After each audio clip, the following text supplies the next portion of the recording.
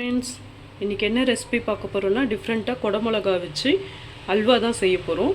அதுக்கு என்னென்ன பொருட்கள் தேவைன்றதை பார்த்துக்கலாம். குடமிளகா கழுவி உள்ளே இருக்க சீட்லாம் எடுத்துகிட்டு இப்படி கட் பண்ணி வச்சுருக்கேன்.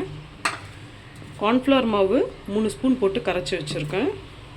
நெய் தேவையான அளவு. பால் நிறைய தேவையில்லை, அரை கப் அளவுக்கு எடுத்துக்கோங்க. நான் இந்த குட்டி கப்பில் எடுத்திருக்கேன். சர்க்கரை தேவையான அளவுக்கு நீங்கள் எடுத்துக்கலாம். கார்னிஷ்க்கு பாதாம் நீல வாக்கில் கட் பண்ணி வச்சுருக்கேன். முந்திரி, திராட்சை, ஒரு பிஞ்ச் உப்பு, தித்திப்பை கூட்டி காமிக்க.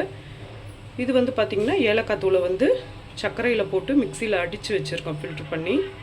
எப்படி செய்யலான்னு பார்த்துடலாம் வாங்க. குடமிளகாவை வேக வச்சு எடுத்துக்கலாம். ஆற வச்சு அரைச்சி ஃபில்ட்ரு பண்ணிக்கலாம். ஸ்டவ் ஆன் பண்ணி பேன் வச்சு தேவையான அளவு நெய் விட்டுக்கலாம்.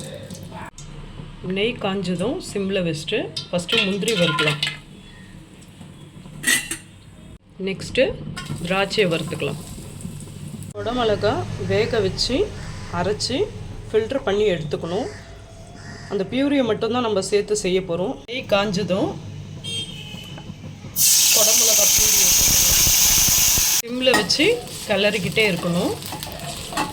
பால் இந்த சைஸில் நான் எடுத்திருக்கேன். இந்த கப்பளவு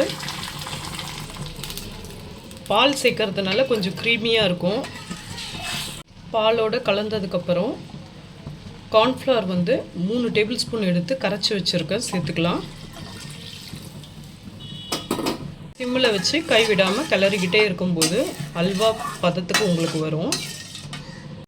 இந்த ஸ்டேஜில் சர்க்கரை சேர்த்துக்கலாம். உங்களுக்கு தேவையான அளவு நீங்கள் எடுத்துக்கலாம். நான் ஒரு கப்பு எடுத்திருக்கேன்.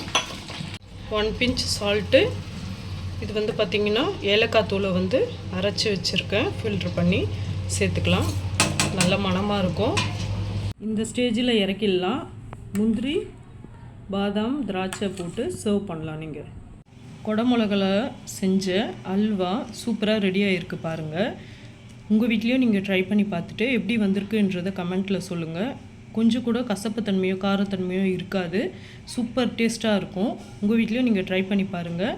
இன்னொரு நல்ல ரெசிபியோடு நான் மீட் பண்ணுறேன். Bye friends.